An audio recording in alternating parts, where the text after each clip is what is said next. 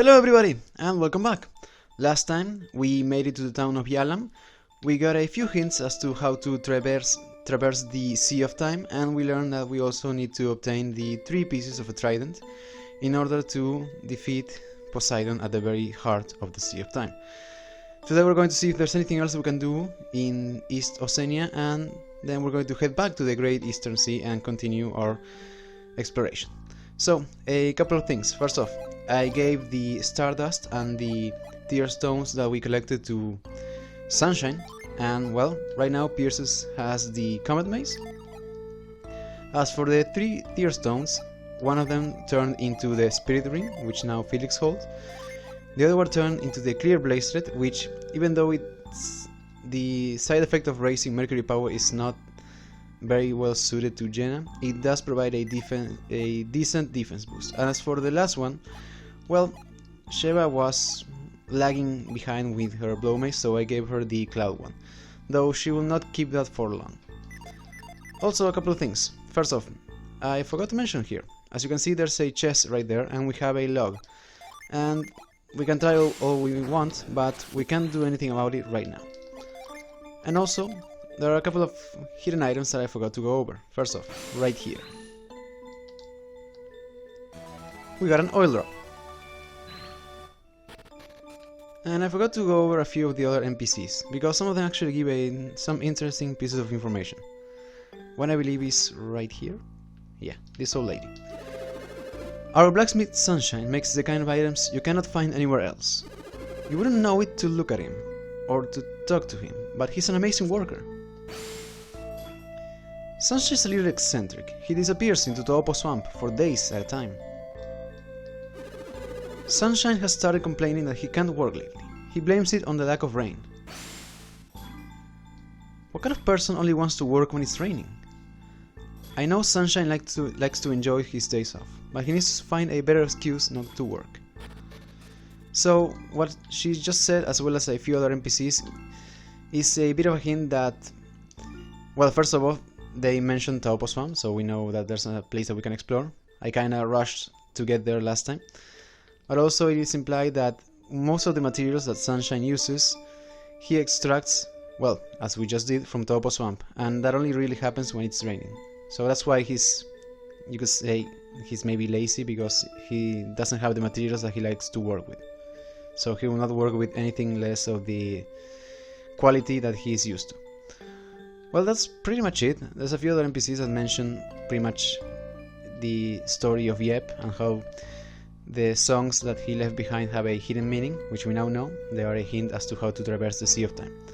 So we're going to leave East Oceania now, because actually one last thing that I forgot to go over. There's another hidden item right here, I believe. Yep, we got 16 coins. Alright, now we are truly done with Yalam for now. We'll come back whenever we have any items that we need forged, or any rusty weapons. So, we mostly done our exploration throughout this section of the Great Eastern Sea, but I want to actually pay attention to these small islands right here, so that's where we're going to be heading next. And there's one enemy that we did not run into in the overworld of Eastern Oceania, and even though we can technically run into it in a few other places, I want to go over it so that I don't have to worry about it anymore. So, the enemy that we managed to miss is actually a returning enemy from the first game. It is the Ravager. It is level 22. It has 189 HP, no synergy, 185 attack, 47 defense, 60 agility and 2 luck. It has a Venus and Mercury resistance of 48, a Mars resistance of 25 and a Jupiter resistance of 72. It normally yields 90 experience points, which then become 117 if we finish it off with a margin. It drops 95 coins, which then become 123. And there is a 1 in 32 chances that then become a 1 in 8 that it will drop an elixir. And as for its commands, it has the basic attack and the Bear Claw monster skill, which is its standard attack but with a 1.6 multiplier. Alright, so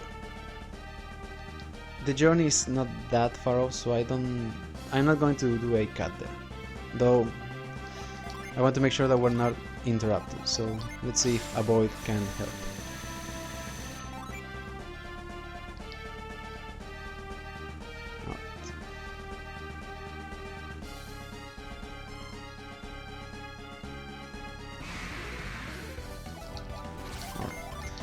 And of course we were interrupted after I mentioned that. And also, on the topic of weapons, Jenna and, well, right now Felix are lagging behind a bit, but I haven't purchased any new weapons, mostly because I like to highlight any new artifacts that are available, and because they will be getting new weapons soon enough, so that's why I haven't bought anything, even though I've already gone over weapons that are better than both the Hypno Sword and the Disc Axe that they're currently wielding. But right now, we're very close, we're near one of the main islands, and if we, as you can see, if we push the camera back a little bit, we have what looks very similar to Earth Rock, only it's color blue. So based on that we might guess that it is a similar kind of dungeon, but only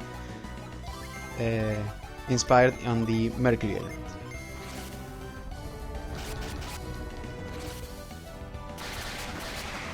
I'm not going to head there right away, because if we did, we will not be able to enter it, and you'll see why in a moment. And Pierce level up and learn super cool.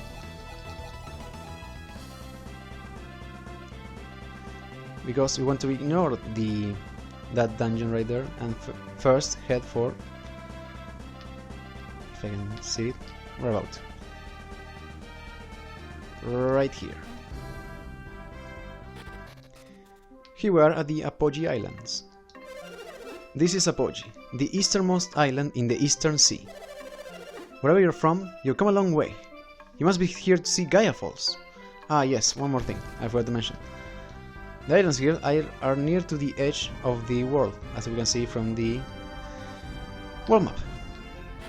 And we can actually see in more detail what it looks like. I don't know what brings you to Apogee, but you better not be planning anything stupid. Alright, so actually before I do anything else, I want to quickly heal up.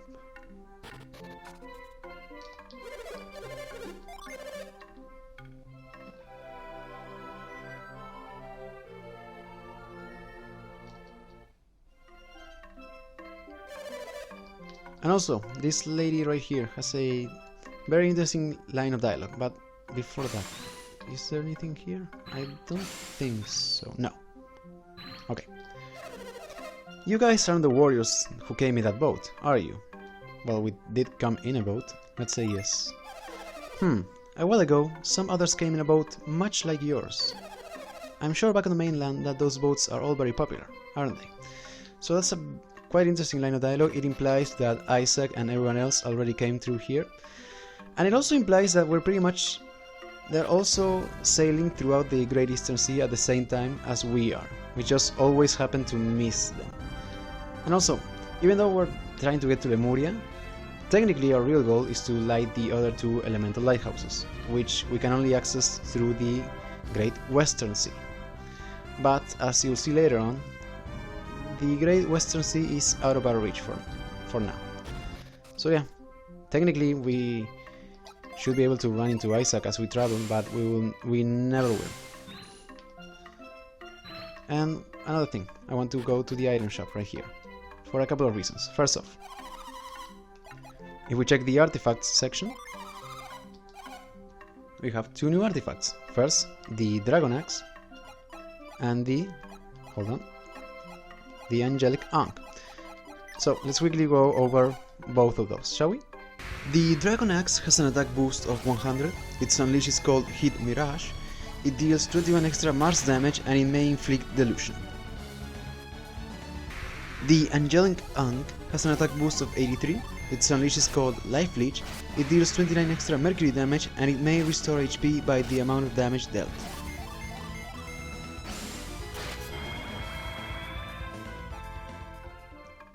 Alright, also, no, not that. I want to read the mind of the clerk, because she has an interesting line of dialogue. No one ships to Garapas, so I wonder if wares are scarce. On the other hand, I suppose some wares are unique to Garapas. So, she's not talking about another place, she's talking about Apogee. That is because Garapas is the Japanese name for Apogee. And the reason is that is because the Apogee Islands are pretty much the Golden Sun equivalent to the real-life Galapagos Islands. So yeah, that's It's not the first time in which they forgot to translate the Japanese game name to the English one, as we'll see later on. But now I actually want to go over a few of the hidden items. First off, here we have 182 coins. I believe there's something there here? No. There are a couple of items that are actually hidden under the weeds, so I'm going to set a small shortcut for cycling. Right here I believe there's one.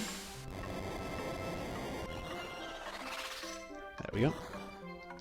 We got a herb. And right here I believe there's another item. Yep, we got a mint. I'll keep exploring this part in a moment. I quickly want to go to the right section of Apogee Islands, because here we have Gaia Falls. And yeah, the waterfall pretty much falls endlessly. And we can never know what's at the very bottom, if there is a bottom. But also, if we go right here, we have a Jupiter Gene. And we cannot get it right now, unfortunately, so we'll have to leave that for later.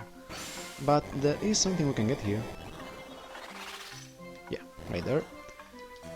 We have some bramble seeds. Alright, I believe there's at least one more item here? No, that's not the one, sorry. There we go.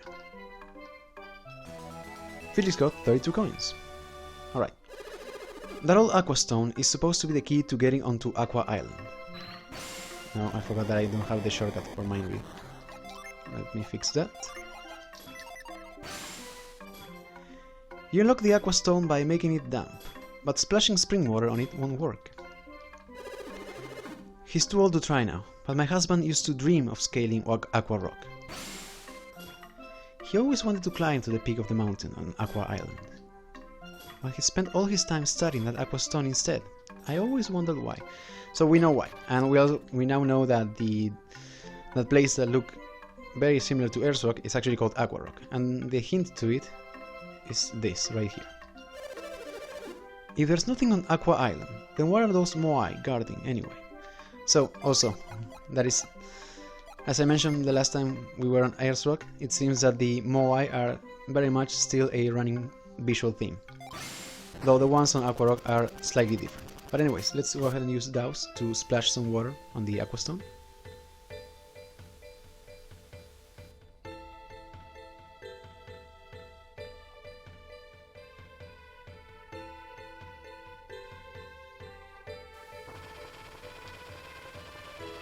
And there we have the green moai. And now we can finally enter Aqua Island.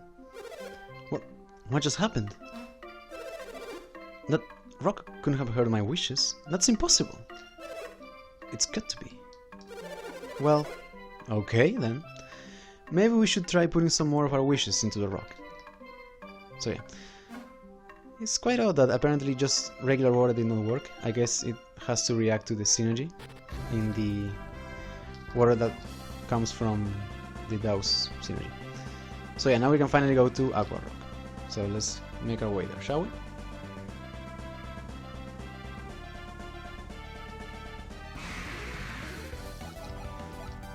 Can we run away? Yeah.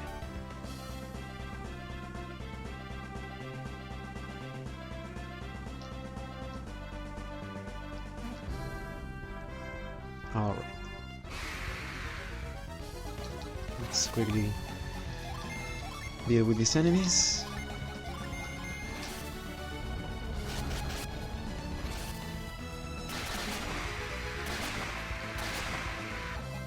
Alright.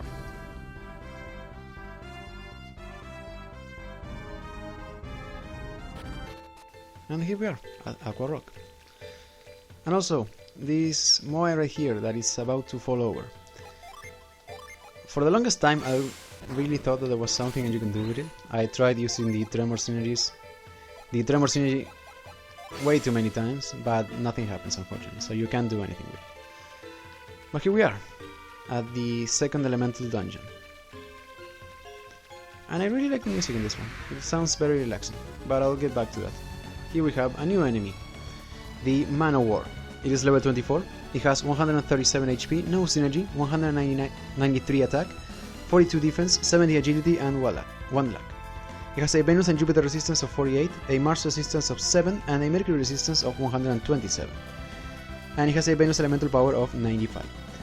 It normally yields 55 experience points, which then becomes 71 if we finish him off with a Mars Gen. He drops 87 coins, which then become 113. And there is a 1 in 32 chances that then become a 1 in 8 that it will drop an antidote. As for its commands, he has a basic attack and the Poison Ink monster skill, which is a Venus-based attack that may inflict deadly poison. But on its own, it's completely...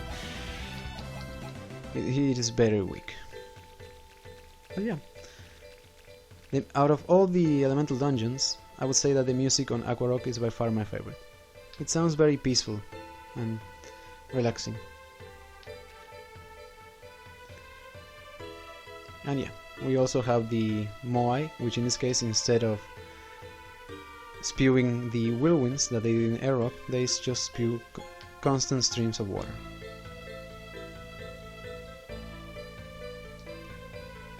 So let's just quickly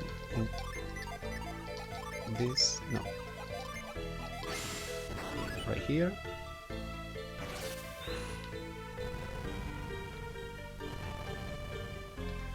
So we actually want to get that stump all the way to the right, because even though we can technically go up, as you'll see later, if we go up through here, that is actually a dead end.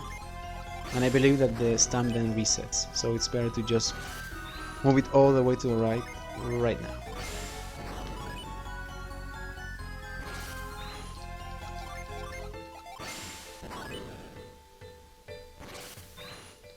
Alright, also, luckily Aqua Rock is not quite as long as Air Rock, though it is quite long, so hopefully I can get it done in the next couple of episodes. Okay, right here. There we go.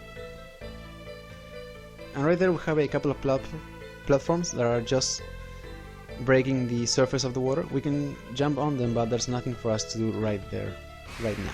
So it's best to avoid them for now.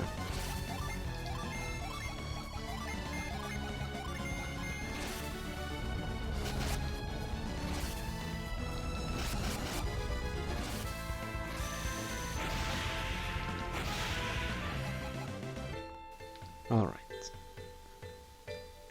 Right here we have no choice but to allow the water to take us down. But before that, we can get a nut. Okay, right here we just have to drop down. And here we have a grayed out Moai head. And if we use the Douse synergy on it, it is now active. So let's allow it to drop us all the way down. And here we have another new enemy. This is a rock. It is level 24. It has 245 HP, no synergy, 214 attack, 50 defense, 116 agility, and 17 luck. It has a Venus resistance of 175, a Mars resistance of 72, a Jupiter resistance of 25, and a Mercury resistance of 100. And it has a Jupiter elemental power of 110. It normally yields 238 experience points, which then become 309 if we finish it off with a Jupiter Gen. It drops 193 coins, which then become 250. And there is a 1 in 16 chances that then become a 1 in 4 that it will drop a Bile. And as for its commands, it has a basic attack and the Wing Flutter monster skill, which is a Jupiter based attack with a base power of 70. So, pretty much one of the toughest enemies in the exterior area of Aqua Rock.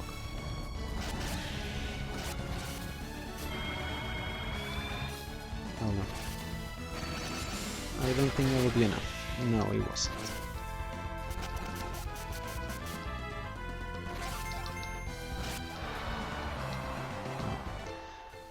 Luckily the sleep condition goes away after combat, so you don't have to worry about that for too long. Is there something here? No, there's not. Okay. And we get to go first, so this is a piece of cake. And then we have the Ice Crush unleashed. And Phoenix level. Alright, here you have yet another Aqua Stone. Let's see what happens if we apply Douse to it.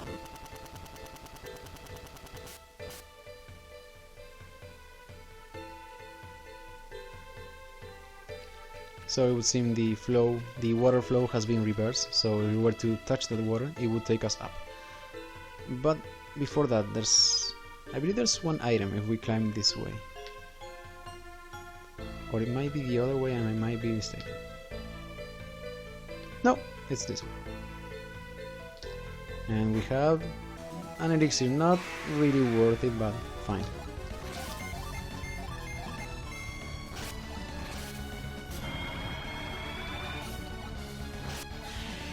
And Jenna fell asleep, so yeah, the fairy survived. Alright. Come on. Yeah, alright.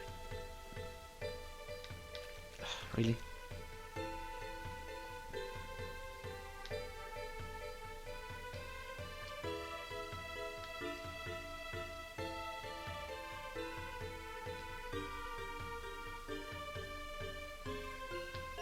Alright.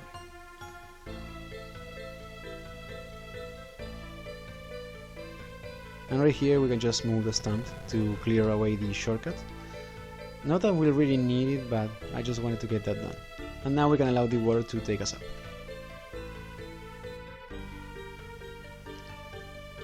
Alright. And here we have more of the magma blocks that we found in Taupo Swamp. They are cooled down by now, of course.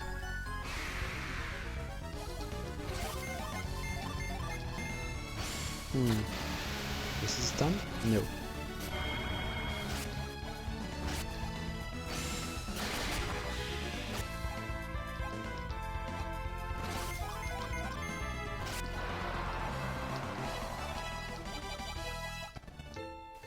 Alright. Let's push this all the way. Right there. And let's see what's in that chest. We got an oil drop, so it's an okay item. And right here, before I go up, you actually want to go. Well, I'll continue that thought in a moment. Here we have another new enemy. Well, technically a returning one from the first game. This is a Virago. It is level 24. It has 185 HP, no synergy, 199 attack, 47 defense, 89 agility, and 4 luck. It has a Venus resistance of 127, a Mars resistance of 48, a Jupiter resistance of 7, and a Mercury resistance of 72. And it has a Jupiter elemental power of 110. It normally yields 87 experience points, which then become 113 if we finish it off with a Jupiter gem. It drops 120 coins, which then become 156, and there is a 1 in 16 chances that then become a 1 in 4 that it will drop an elixir. And as for its commands, it has the basic attack and the Banshee Howl Monster Sleep, which is a Jupiter based attack with a power rating of 70 that may inflict the stun status. And they are accompanied by a Ghost Mage. But other than that, they're no big threat.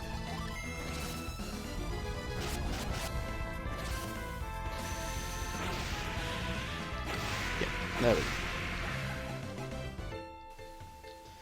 But as I was saying, we actually want to quickly go through this way because, well, first of all we have a chest that we can access, and you actually have to freeze the paddle that we just passed if you want to advance. Right here.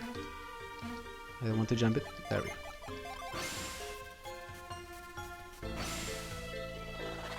Alright. Okay, so we're almost done with the exterior section of Aqua Rock, and we've already gone over every new enemy that we can encounter, so there's not much left to do here.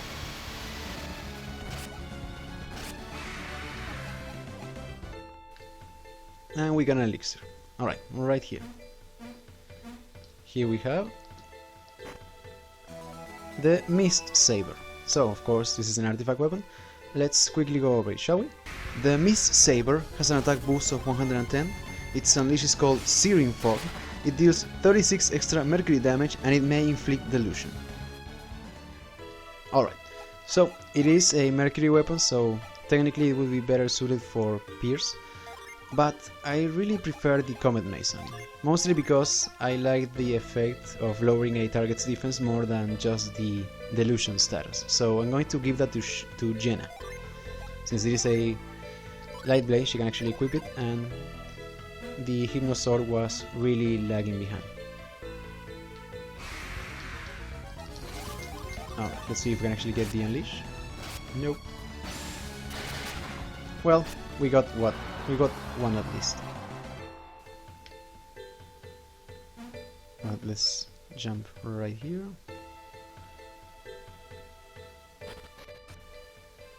And we have yet another Aqua Rock.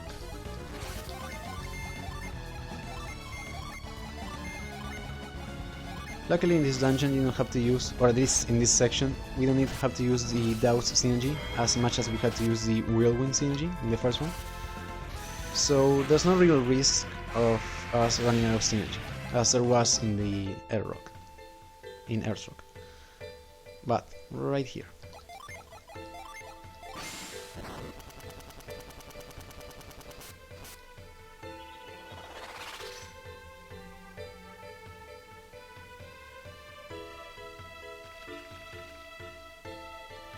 Alright, so now we can go where the small platforms were.